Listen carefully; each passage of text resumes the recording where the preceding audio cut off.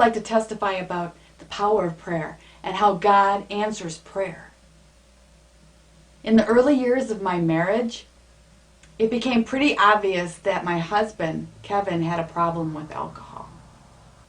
As the months passed, the problem got worse.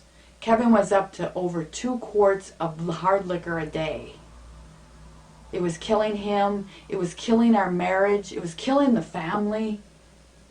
Something had to be done. I didn't know what to do. We had tried so many things.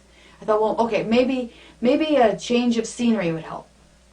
We lived in the city of Milwaukee at the time, and we owned land out in Boscoville, Wisconsin. I thought, why are we in the city when we could be out in this beautiful area? Maybe that would make things better.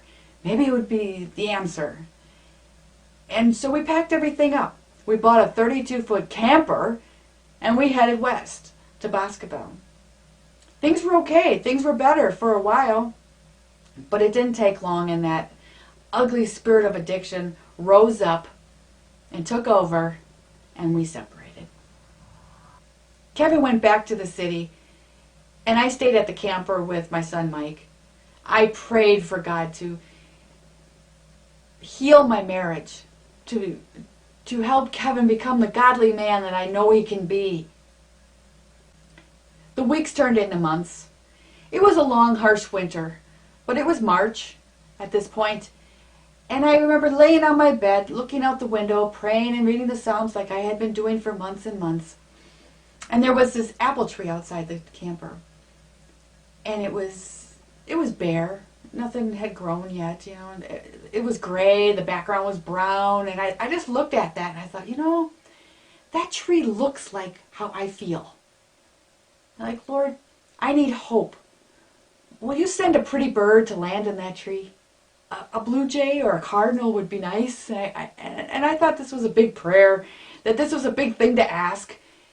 But within seconds, it was seconds, a blue jay and 2 cardinals flew in and sat in that tree. I was amazed. I was just absolutely amazed. I was like a little kid with my nose pressed against the window staring at that until, you know, I was just amazed. And I thanked the Lord. I was like, oh my goodness. My faith was renewed. My spirit was alive. I knew that the Lord had this in his hands. I knew it was only a matter of time before Kevin would see the truth and come home and it would be healed. Well, God did answer that prayer. 10 months later, Kevin came home. He hasn't had a drop of alcohol since, and that was 22 years ago that happened. I thank the Lord for answering prayer, for hearing my prayer, and I want everyone to know that there's power in prayer.